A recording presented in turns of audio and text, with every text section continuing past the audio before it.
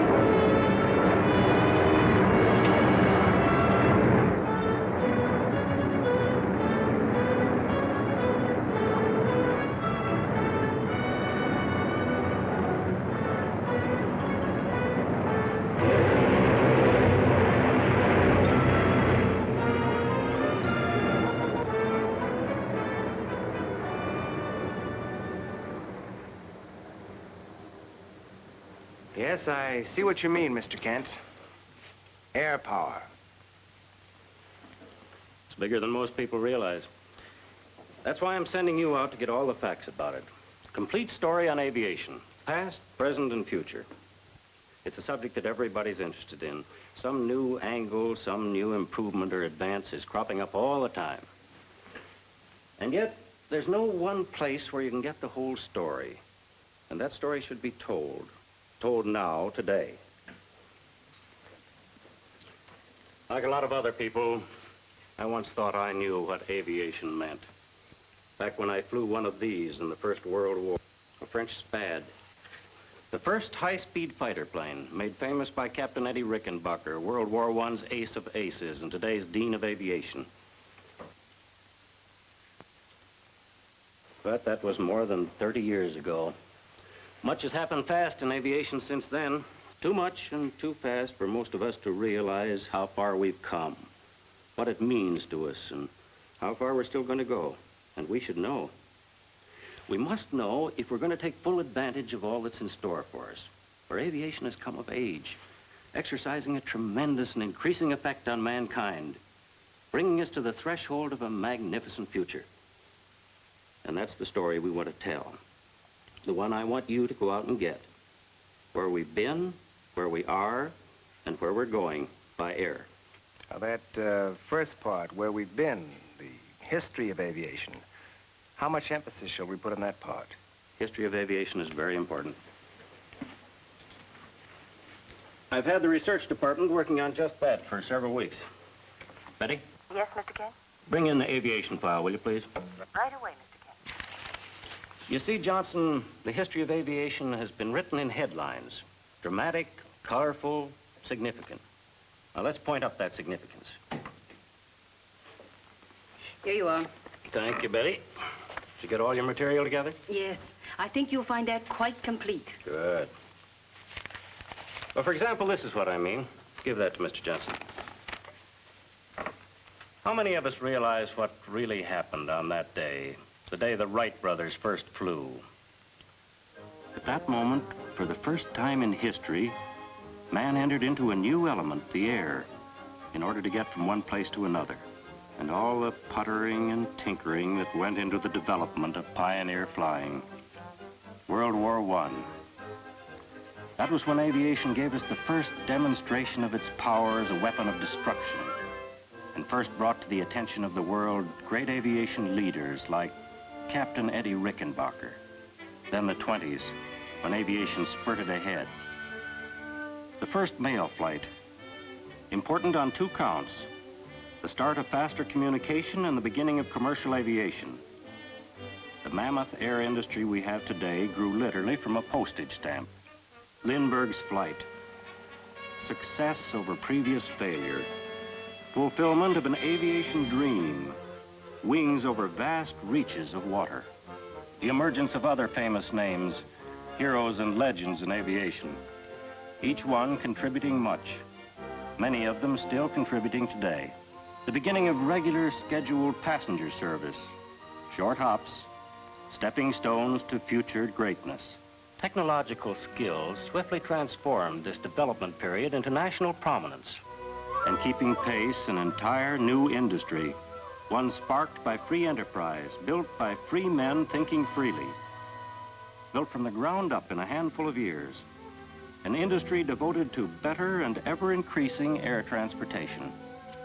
Planes by the thousands, progressing through hundreds of designs, growing better, faster, more dependable, carrying more and more of the world on wings. Then another war, with air power wielding the greatest blows ever seen in history.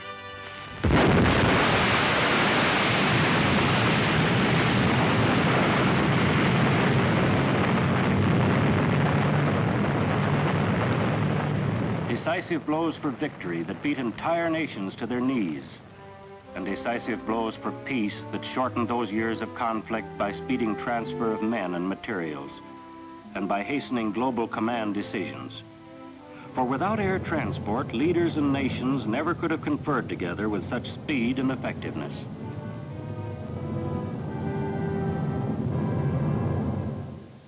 Now we have peace, but where do we stand? What's going on in this age of air? That's the story I want. Where we are now and where we're going. Get the idea? Right. And it's a honey of a story. It's one that's interesting from every angle. Everybody's interested in aviation. And aviation has an influence on everybody, one that's growing all the time. Keep that in mind when you're writing your story. Okay, and I'm going to get some first-hand information. I've already arranged to take a ferry flight to Miami with a friend of mine, Harvey Bond. Oh, fine. Wait a minute, did you say Miami? Mm-hmm. Good. See Eddie Rickenbacker, he's there now. I told him about our story, and he'll be glad to help you. Well, say, that's a break. Well, thanks for the tip, Mr. Kent. Goodbye. Good luck.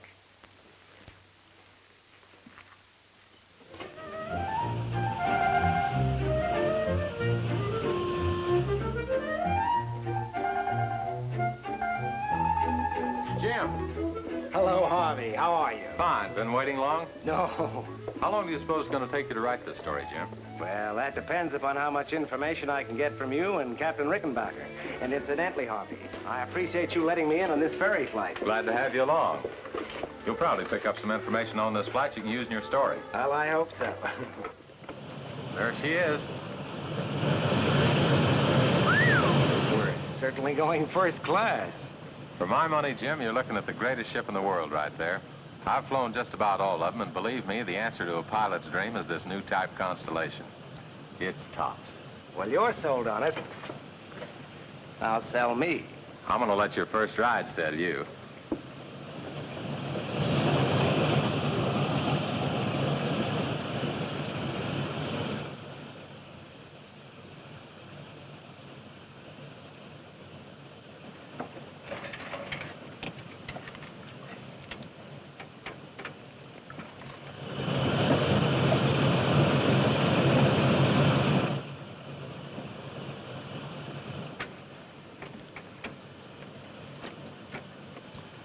LaGuardia Tower, Eastern Airlines, Flight 6, ready for takeoff. Over. Eastern Airlines, Flight 6. LaGuardia Tower, clear for takeoff. Over. Ready to roll.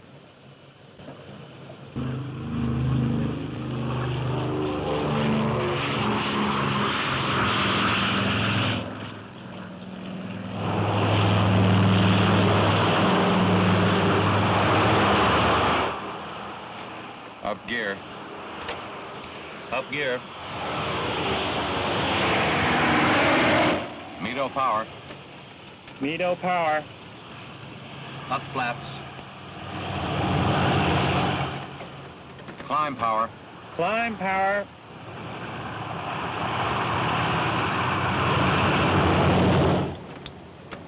Wow, you only took half the runway in that takeoff. That's right.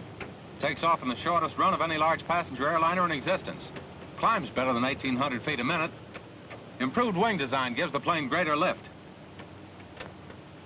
Take over, Charlie. Right. Let's go aft.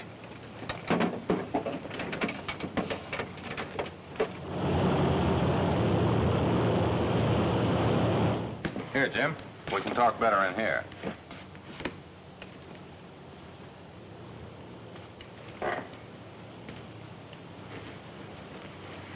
Yeah, go ahead, Harvey.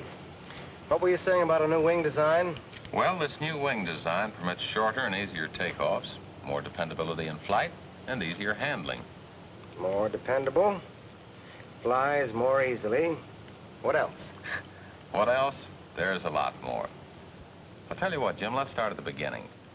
In the first place, you should know how well this plane is built. All the skill, ability, and experience at the command of the great Lockheed organization went into it. And a lot of research, testing, and proving. Years of it. Millions of dollars worth. Each individual part had to prove itself under conditions far beyond what they'll ever have to face in actual operation. Each system. So did the completed plane. The result is proven performance in billions of miles flown. Tried and proven performance. In addition to being rugged, this plane is powered right. That's important because power, continuous smooth power, an ample reserve of power, determines the dependability of the plane. And power plus, dependability plus, is what we've got in the new type Constellation. 4 18-cylinder engines, each one as powerful as a railroad locomotive. These great Wright Cyclone engines, with more than 100 records to their credit, power the new type Constellation. 4 such mighty engines with a total of 10,000 horsepower. Now near the end of her carefully guided journey from a dream to reality, the plane gets her final touches. Proud colors for a proud ship. Fittings and appointments worthy of a queen of the air. Ease and luxury built into the world's fastest and most powerful airliner, the world's most dependable airliner. No matter which individual airline she is destined to join, the new type Constellation will reign supreme in international air travel. These are just a few of the many famous airlines she serves. Trans World, Pan American, American Overseas, BOAC, KLM, Air France.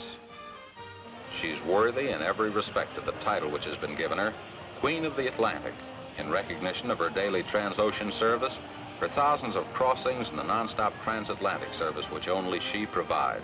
Before she travels anyplace, though, the plane has one final test to pass, the Airplane Flight and Acceptance Test. And it's here you'll see just what a terrific combination this merger of plane and power can be. A terrific combination. Merger of plane and power. Oh, one more thing. Though we still have plenty to do, the captain and pilot have more time for flight in this plane than ever before.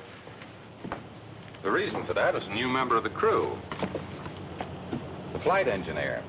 By taking responsibility for engine performance, eliminates by 60% the number of instruments the captain and pilot must constantly check. I'm going to demonstrate what I mean by great stability, ease of control, and excellent balance. I'll take over, Charlie. Right. Feather number 1. Feathering number 1.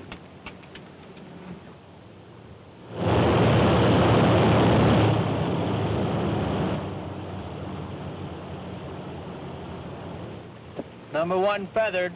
Feather number 2. Feather number 2.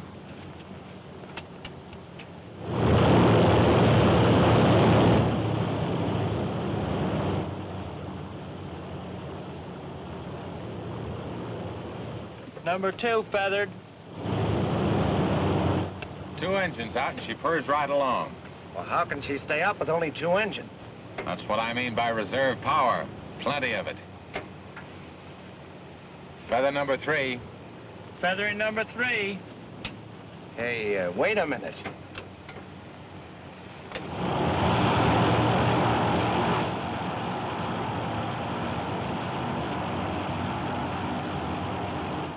Number 3 feathered. 1 engine. And she still maintains smooth, steady flight.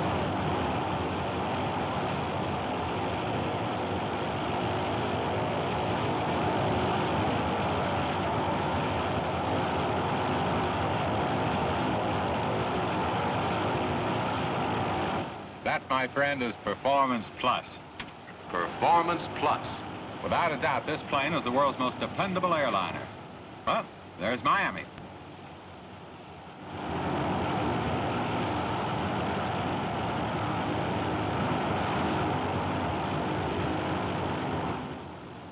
Ready to unfeather numbers 1, 2, and 3.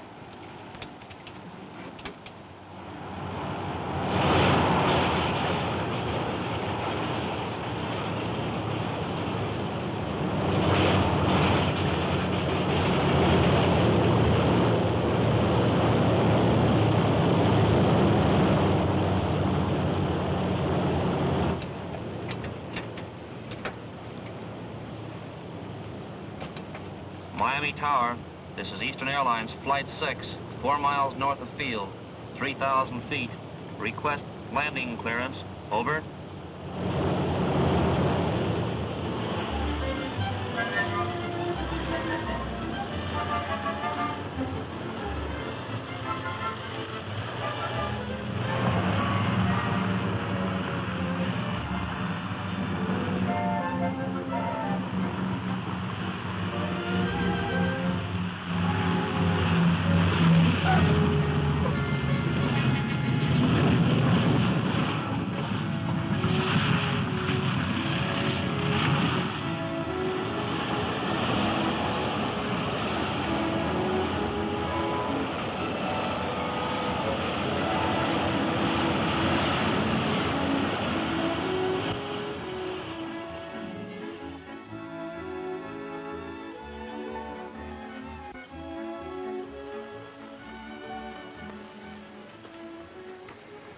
Well, I'm sold. It's a great ship. Yes, and more of the world's leading airlines are flying them today for the benefit of you, the passenger. Makes us sound pretty important. You are. You, the passenger, are the reason for all that Eastern Airlines is and does.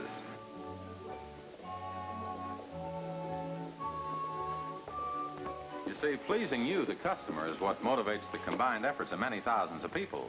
Eastern Airlines' entire staff, working to make sure that you get fast, comfortable, and convenient transportation. For instance, for your convenience, we've made the buying of a ticket as easy as making a phone call. That's all you have to do to book passage to any air terminal in the world. From that moment on, an army of trained specialists takes over. Some of them serve you in our reservation office where your flight really first begins, and others at maintenance bases where the plane you were to board undergoes a rigid and never-ending routine of maintenance, of testing and checking. This operation is duplicated in every great city of our system. As takeoff time approaches, more specialists. This time, a nationwide staff of weather experts contribute further dependability to your flight. A large airline and government organization works around the clock for your security. Flight time and still more specialized attention to see that you and your flight depart smoothly, efficiently, and on time. Personalized attention from ticket agents, cargo handlers, loading attendants,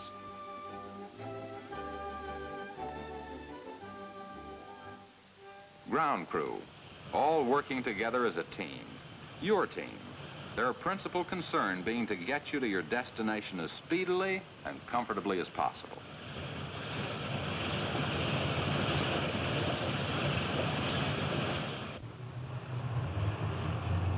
And off you go, airborne, a passenger on the international highway of the sky, in the competent hands of another crew of experts, our flight personnel, ensuring you the best in safe, speedy, and comfortable travel, relaxed and riding on top of the world. Experts skilled in catering to your pleasure. Things to read, yours for the asking. Pillows, writing materials, delicious meals graciously served. A very special guest of the line from takeoff to landing. Does that give you pretty much what you wanted to know, Jim? Well, it gives me a good start. Now all I need is a place to sit down where I can pound it all out in the old typewriter while it's fresh in my mind. Why not use my office? You can have the place to yourself. Oh, thanks, Harvey. Give me the information and furnish the place to work. Just don't ask me to write it, huh? I'll write it. Oh, one more thing. If you see Captain Eddie... I'll take care of that just as soon as I check in. Right.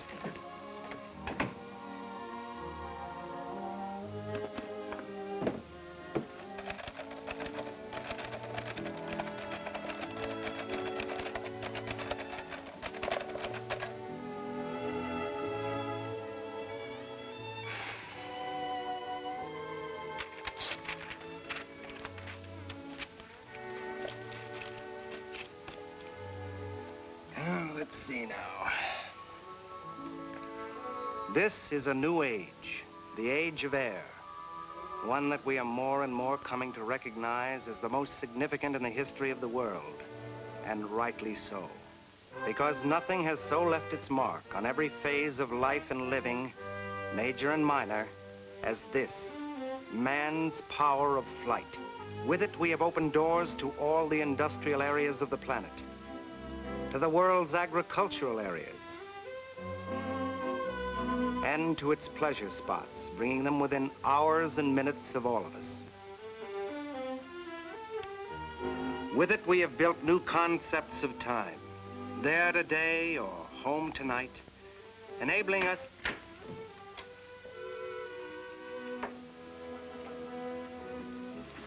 Hello, Captain Eddie. Hello, Jim. How's the story going? Well, I've just been typing up some of the information that Bond here has given me. He's given me a swell start. It was a pleasure, Jim. Now I'll turn you over to the captain. Well, thanks, Harvey. So long. Well, Captain Eddie, I could use some help from you. Fire away, Jim. You know I'm in your corner. All right, Captain. What I'd like to know is, just what is the future of aviation? Jim, there isn't any future in aviation. No future in aviation? That's right. The future's here today. The thing to remember, Jim, is that the future of aviation is not created out of the mists of tomorrow. It is built through today's and yesterday's sweat and work, through trial and error. Come here a minute. Jim, out there is an example of exactly what I mean. The famous DC-3 was a milestone on the road to the future. The entire industry was virtually built around it. The DC-4 is a step toward the future. Another step, even more recent, is the Douglas DC-6. And on top of the pyramid of airline flight is the mighty new type Constellation, the ship that has greater stability, more rugged design and structural strength, and really more dependable than any airliner now in service. The airborne bridge between today and tomorrow, between the past and the future. I've seen much happen in aviation during my lifetime, but it's nothing compared to what's coming. Just as it's a far cry from those pin-feather warbirds of World War I to those we test today, so will tomorrow's planes outscale today's. This, too, is important. The success of future aviation also lies in our nation's capital. With proper government research and financial support, we should and will develop planes that can fly halfway around the world in less than 12 hours, or cruise between New York and Florida within a single hour. But let me repeat, such progress as this will take government aid. For neither the aircraft industry or the commercial airlines have the money it takes to pioneer tomorrow's super planes. For example, it would cost at least $25 million to develop a jet-propelled airliner as large as the Constellation. Such expenditures can be made only by our government. just as they were made, and still are being made, to other forms of transportation. Just as they were made to the automotive industry in the form of highway improvements, and just as they were made to the railroad industry in terms of land grants. To attain the same kind of progress, aviation must have encouragement from federal, state, and local governments. And here's something else to keep in mind. By reducing the United States to the size of Pennsylvania, plane speeds have increased the human understanding of our country. Now, swiftly and cheaply, all of us are able to travel more, thereby know and understand more about each other than any other people on Earth. In the same way, by shrinking the world to 1/10 its previous size, aviation can help advance global solidarity, world unity, and international peace helped by travel-borne understanding. So will tomorrow's planes and tomorrow's aviation industry create still different and even more significant concepts of this world in which we live and the manner in which we do our living. It is a future which is limitless. Finally, the future in terms of the all-important question of air power must be considered and faced squarely.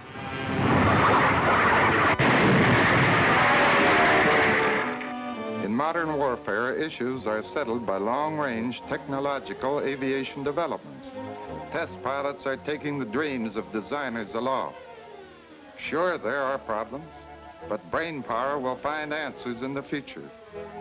Today, the price of freedom is eternal vigilance in air power, research, and engineering.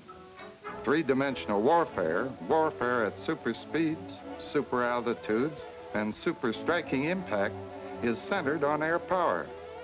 Its core is jet and rocket aircraft, guided missiles, electronic weapons, and atomic weapons, with small but devastating atom bombs forming the line of attack in any future war. America would have a formidable reserve of air power in being by fostering big fleets of large, fast, and far-ranging airliners. And we'd be a nation of ostriches not to realize that other nations in other parts of the globe are doing just that, and right now. As to the chances of our survival in case of another war, the mathematics of survival are as simple as they are uncompromising.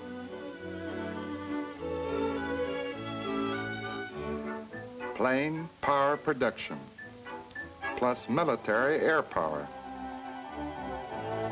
plus commercial and civilian flying power equals peace power. A power that's truly a messenger of commerce, insurance for peace, and ambassador of one world friendship and solidarity.